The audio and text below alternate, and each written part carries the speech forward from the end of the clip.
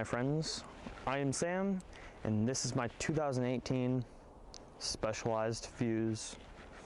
It's a pretty cool bike, eh? So I decided to do this bike check video a while ago, but then I kept putting it off because I figured, oh, I haven't ridden my bike enough, I haven't wrecked my bike enough, I haven't put new parts in my bike enough. But then I finally figured I'm not gonna have a video first of all for this week, and so I decided, why don't I make a bike check now? It won't hurt anybody. Crap. It won't hurt anybody except for maybe me dropping my bike.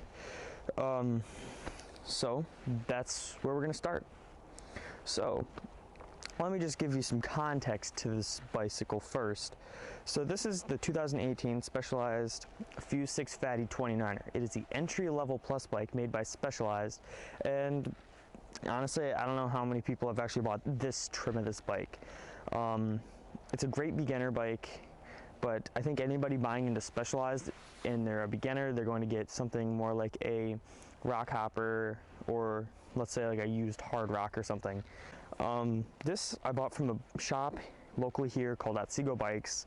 The owner, Ed, is super helpful, and if you live in upstate New York around here and you're looking for a Specialized, I go to him. He's been selling bikes forever. He started out with Treks. This bike has 3-inch tires front and rear, or 3-inch wheels, I guess. This bike has 3-inch wheels front and rear with 3-inch tires, obviously. It's a hardtail, meaning it only has a front suspension fork. The drivetrain is a SRAM GX 1x10, and it's super dependable drivetrain. I love the way it shifts. I take really bad care of it, and it's tuned very poorly because I've tuned it up a little bit, but it still is a great drivetrain, and I'm probably a really bad GX owner. The brakes are Tektros. I really don't know much about the brakes. I have 180, 160 rotors. The front has a through axle on the SR Centaur XCM. I'll get started on that later. The rear is a quick release right through the frame dropouts. My bike is a size medium. I think it has 780 or 770 bars. I'm not 100% sure. I haven't looked in a while. And literally everything on this bike, when you buy it, is something related to Specialized, except for like the drivetrain. I have both wheels set up as tubeless. They come tubeless ready, rims and tires do. So for 30 or 40 bucks, you can have tubeless, which is, first of all, super good for confidence, and just insanely just like more fun, because you don't have to worry about your bike going flats. And I run kind of hard PSI in the rear so I can scoot it around a little bit, even though it's not really what a plus bike's for, and I run lower in the front. But if I wanted, I could probably run down to 5 PSI and be fine. I'd probably start slashing my sidewalls and stuff on like rocks if I ever needed it that low, but that's like probably not what I'm ever going to use this bike for. The first thing we're going to go over that I've changed on this bike are the grips. When you buy this bike, it comes with Specialized P-slip grips, I believe they're called, and they're quite good. They're lock-ons, but they're plastic lock, and they ended up wearing out between me wrecking on the road, wrecking in the dirt, and just kind of using them almost every day this summer. So I ended up deciding on getting a set of DMR Death Grips. I really don't know the specs I bought them, like the thickness or the softness. I think they're in the softer compound, and I think they're in that thinner size, and I like them a good amount. I kind of wish I gotten like some ODIs rather than these, just because of the way they feel. I kind of wish I had something more consistent of a grip. These kind of hurt my hands sometimes if I'm just treading without gloves. I definitely recommend them if you have wrist trouble, because my wrist trouble that I had, it was minor, but it went away after I got these. The next upgrade I have is some Rock Bros pedals. I really don't know much about them. They bought them on Amazon because Keegan had them on his Commensal. I really liked them when they were on his bike, but now that I have them on my bike, I don't like them that much. It's probably one of those things, I rode them and they were better than the rounded off pedals. For 30 bucks, I probably could have gotten some Race Face knockoffs, like some Chesters or something. I think they have some now that have like replaceable pins, and that's super nice. These do have replaceable pins, but they aren't threaded, so you're not going to get as much grip, and they're a very big platform, so I find it that I have trouble, especially when I'm jumping, finding my feet. And I don't like that, and it gives me total anxiety, but I'm probably just gonna keep them on this bike because I'm cheap, and when I have a new bike, this bike's gonna be my winter bike, and in the winter, you obviously know, there's not too much time to be jumping around. The next thing I have, and it's a very, very small upgrade, and a cheap one that I'd recommend for anybody that does not, oh, there's some deer. And I'd recommend it to anybody who does not have a dropper seat post and has a bike that has an, like, I think it's a 6mm or like a 4mm, I can't remember, because I switched over. If you don't have a dropper seat post, get a quick release. They're extremely helpful in any situation, and they're just great. I actually started, after I started using the quick release, didn't change my seat much. I ride it on almost low, almost like the lowest setting I can put into this frame without cutting the seat any lower. I can ride it. I ride everything like that. I ride New Island, I ride Homer Folks. I'd probably do better if I didn't, but it's better than farting around with the seat anyway. And this is something, it gives me the option, so if I'm gonna go on a longer climb, I can raise it, and I can then, oh, that's a big deer. Holy crap. That was huge. That thing is bigger than, like, you know how you have the perspective when you're looking at stuff? That thing looked big from there. Usually deer look pretty small. That must have been a huge buck. I don't know too much about deer, but it looked big. Could have been a moose, who knows? I don't live in Canada, but it could have been. Alrighty, this quick release is a great upgrade if you don't have one, but I'd just say save up, buy like a E10, I think that's what it is, a KS Lev Integra or KS Lev E10. I haven't looked into it because I'm never gonna put one on this bike unless I'm taking an old one off a different bike. Whew. But just quick release, great idea, and I'm glad I did that upgrade. I don't need tools anymore. I can do backpackless rides, don't carry any tools, just carry a bottle of a Gatorade bottle, and that's it. All right, so you guys can't see it from that angle, but these cranks on my non-drive side, I ended up rounding off my cranks. Remember the urban freeride video?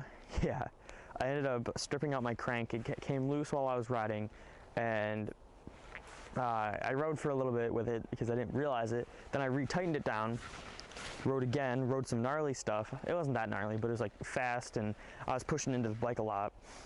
And I ended up stripping out the inside of my crank arm. So this is a new SR Centaur XCT crank arm. I got it from Ed for like 20 bucks.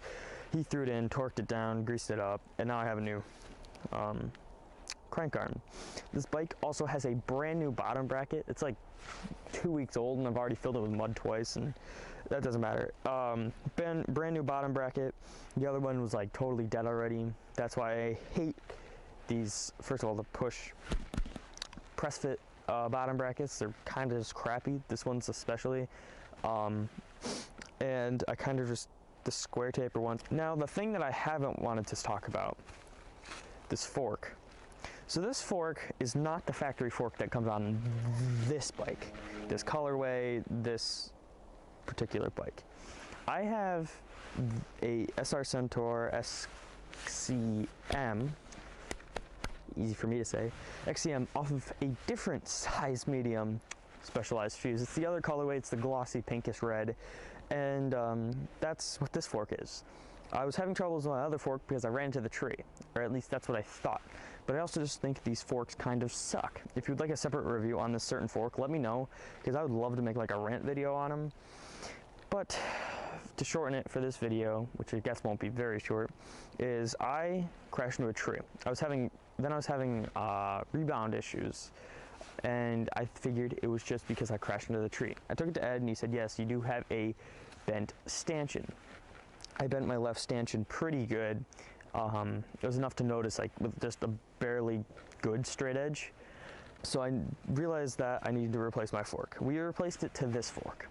I guess it's technically not this fork, it's my older fork off that bike. And I rode it like that. Then that was starting to have rebound issues, and I hadn't ridden very long. I rode it probably 5 times. I rode in New Island that one day in the rain, and I wasn't hitting too much stuff because it was a new fork. I was just trying to get used to it, trying to get used to my bike again. And then I rode it in my backyard on my trails a little while, and then I realized that one was just being dumb again.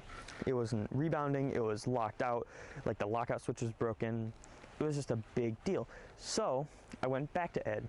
I took the good parts out of my old fork and took the good parts out of this fork, put them together and built a really well lubricated new fork. This fork should be insanely good now, right? No, I'm still having rebound issues, whether it gets cold or whether it gets wet or something. I hadn't ridden in the snow and it was like 50 degrees every time I rode. So I really don't understand this fork, and I would recommend it to somebody who's like a beginner rider and they ride in dry climates. But I've noticed since I rode down at like the Ultimate Mountain Bike Playground area in the snow one day where I didn't film too much, I didn't put anything in the video, I don't think, I noticed that this was having issues like this. I got the other one wet and there was a lot of water in my other fork. It's due to me washing my bike more than most people do, or not most people, but most people that own this certain bike and fork would. And I also ride in the rain in almost every condition, mud, everything. So this fork, I really don't know what I'm gonna do. I had an offer about some Manitou 100 mil fork, but it's tapered, so I would have to buy a King Creek headset. That's super expensive to me because I'm broke. It's like 50 bucks. I really don't want to spend that money because it's taking away from me buying my next bike, which is going to be hopefully a lot more bulletproof than this one. The fork is extremely good if you are a beginner, but I'm obviously not a beginner anymore, I guess. So it might be time to upgrade. If I do upgrade, I'll probably wait a little bit longer on my bike, but there are possible Wyndham days this spring coming up where we're gonna ride our hardtails. I don't know. Might happen, might not happen. Alrighty. So I've owned this bike for almost a year now. I got it in like the spring last year and it was sick. I was so stoked on it, and all I really needed it for was wheelies. I'm definitely glad I did not get a rock hopper because I don't think I'd be where I am today with a rock hopper. I've been allowed to ride so much crazy stuff on this bike for a beginner that it's made me become such a better rider. I think it's a great starter bike, but it's a little bit pricey. Specialized always has been like that though. If you look at their spec to price ratio, it's not cheap. And there's a reason. They make really nice frames and they're a very prestigious brand. I would say if you wanted to get a gnarly beginner bike for around $1,000, Commensal has a few. I'm not sure if they're still out. I know the bike Keegan had is discontinued, but I believe they have a new version of Keegan's bike that is around $1,000 to $1,100, and that bike, they're bulletproof. Commensal makes insane bikes. They're so much more fun, and I don't think this bike that they have out now is a plus bike, but I would recommend it anyway. I, for my riding style, sometimes regret getting a plus bike. It's not as playful, but it's so much more forgiving. People like Connor, who rides a regular size sinker, like a regular tire size sinker, he has some trouble on like techier places, and I can rip down him. That's just because of the extra plushness in the wheels and the tires and all that. It spreads me out. But when we ride stuff like loam tracks and very tight berms, I can't keep up.